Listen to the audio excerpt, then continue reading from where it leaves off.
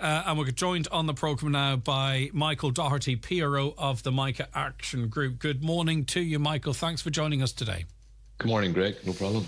Right, okay, so we learnt yesterday that a report on the Micah redress scheme has been delayed, it would seem, for at least a week. Your reaction to this? It's further frustration, but if it means getting it right, does a week put us up or down?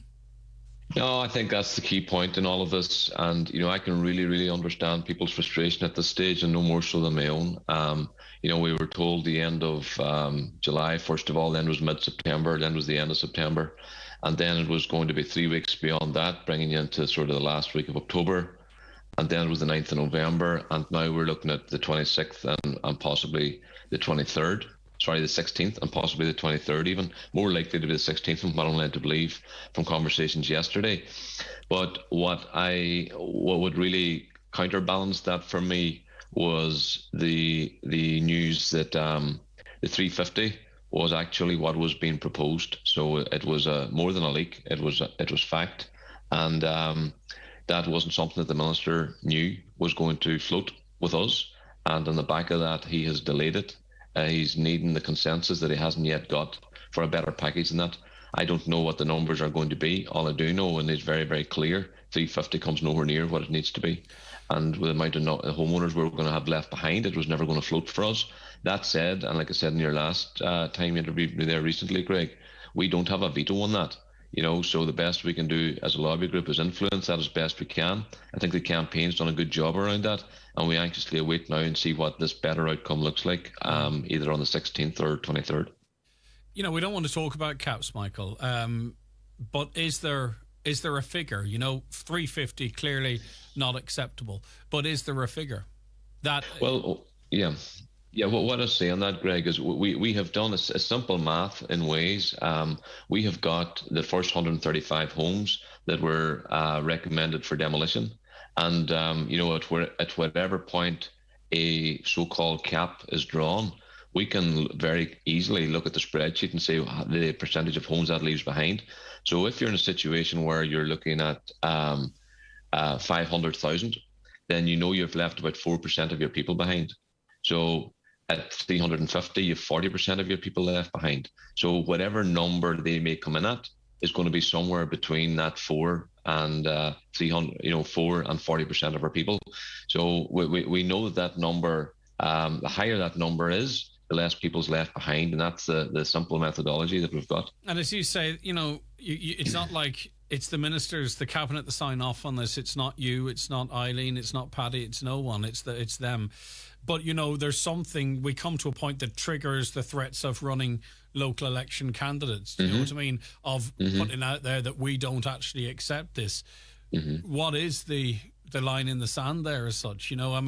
Because there's because to some extent too, I presume, Michael, continuing the campaign is prolonging it for people at the same time as well. Do you know what I mean? If there's something on the table that is somewhat reasonable, continuing it could also sort of come a point where that actually is also almost exacerbating it. Is that possible? I don't know.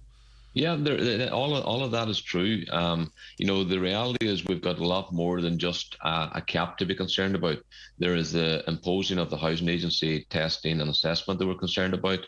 There is the issue of guarantees and certification. There's the issue of excluded homes. So we've lots of stuff there. So I think it would be wrong to put a number and say, it falls on the number one way or the other. We need to look at the entire package that comes, Greg, and then see where that lasts for us. But your point is valid in terms of, what's enough for people in terms of prolonging this agony that we're all going through. And I think what will probably happen is come that date, we will look and we'll have our checklist. We'll run down and put ticks against what we had got, against our asks. We'll have to put an X against the stuff we didn't get. And then we have to look at the X's and see, what is the best way of bringing this forward then? Who are the best people to bring this forward? I've used an example. I would be shocked if we got our commercial buildings and farm buildings through this time around. So, maybe what we need to do then is regroup and we bring in people that are affected directly in the farming organisations, in the commercial organisations, and, we bolster them up and they take the next phase of this forward. We just need to look at all of that in due course and see what's left behind and who's best placed to carry that campaign forward. But ultimately, there should be nobody left behind, and that's still our aim. There shouldn't be, and maybe there are other organisations should be doing a bit of lifting as well. Farmer representative organisations, for example, that could perhaps be putting more focus on this rather than running counter-protests. Well, not counter-protests, sorry, that's a wrong turn of phrase. Protests on the same day as Micah protests. But anyway, that's not for you or I to worry about. That's for others.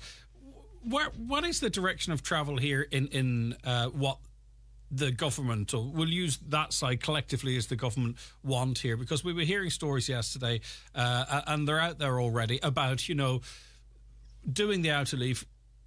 You're kicking the can down the road. You are going to have to most likely return to the inner leaf, it seems. And then even at that point, there's also question marks about foundations and all that kind of stuff.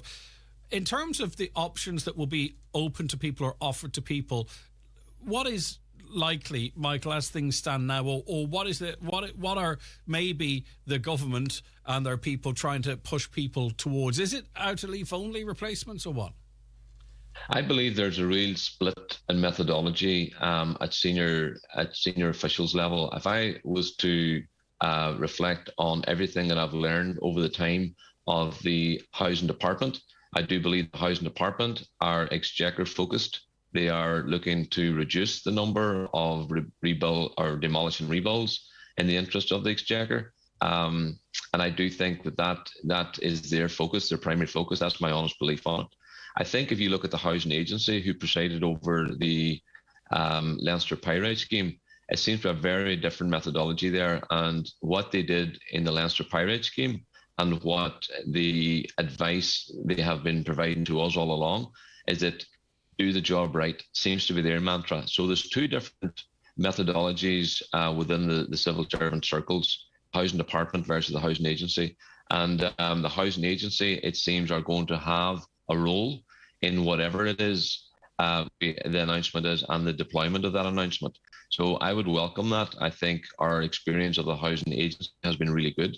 That said, it's still a state-run department, and we're very conscious of that as well. But certainly their methodology around leaving the job right, I think, is to be welcomed, because there are lots of questions around outer leaf versus demolishes. There's lots of questions around foundations. We've highlighted all of these. And as I say, that's why the outcome is more than just a number or a cap. It's the package, and that's what we have to reflect upon. Yeah, it just would be, I don't know if the word's ironic, if, the people that were begging to make sure there is proper oversight, proper regulations on materials, on the type of work that's being carried out, if they themselves could find themselves in 10 or 15 years being criticised for pushing out a leaf replacement and costing the state multiples of billion more in the long run, I mean, that would just be the ultimate irony. But in this whole journey, whatever you want to call it, nothing would surprise at this stage.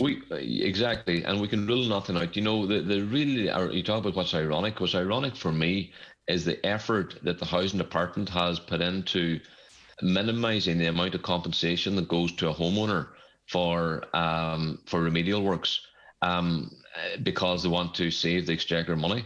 And on the other hand, they've left the gate wide open. We know that there was no regulation over quarries right up until Paddy Dover closed the main quarry that we know to be the culprit.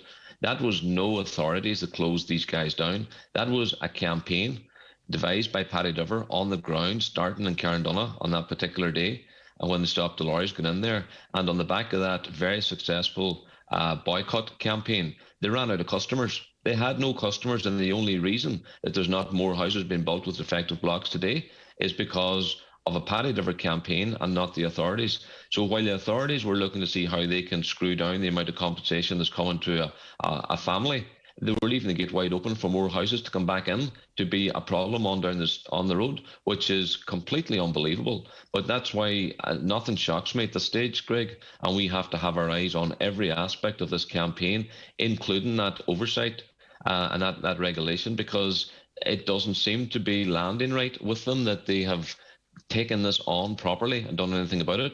Very, very recently, as in the last week, we've seen the Minister call for an audit of the quarries. 2014, this was all made available to them.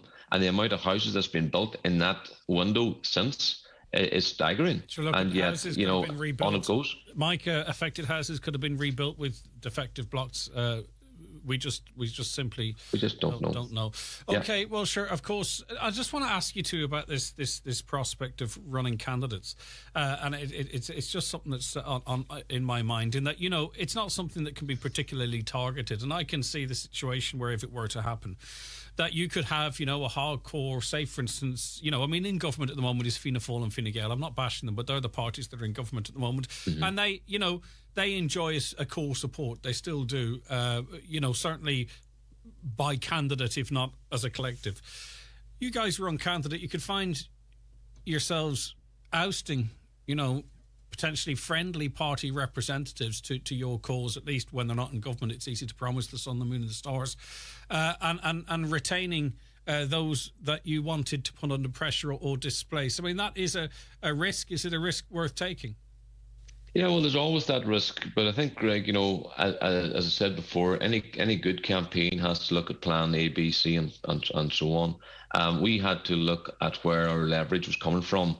We understood the leverage we had with the 15 in-power TDs down the Western Seaboard and in Donegal. And, you know, the Dublin protest that you were down at yourself, you know, we called it out. We told them they were on notice, and that if it comes to it and they can't either from outside the seats of power influence those within, or the in-power TDs that have got their own parties in power, if they can't influence them to do the right thing, then they need to step aside. You know, and that's where it's at. They got to either put their people before their party or their party before their people. And this is what it boils down to. I can assure you there's nobody with any political ambitions within our campaign here. We are ordinary homeowners. We want to go back to the jobs that we're already doing on a full-time basis, which has been largely swamped by Micah for a long time. But that's where we want to be. We have no desire to be anywhere down near that dial after we get our homes fixed.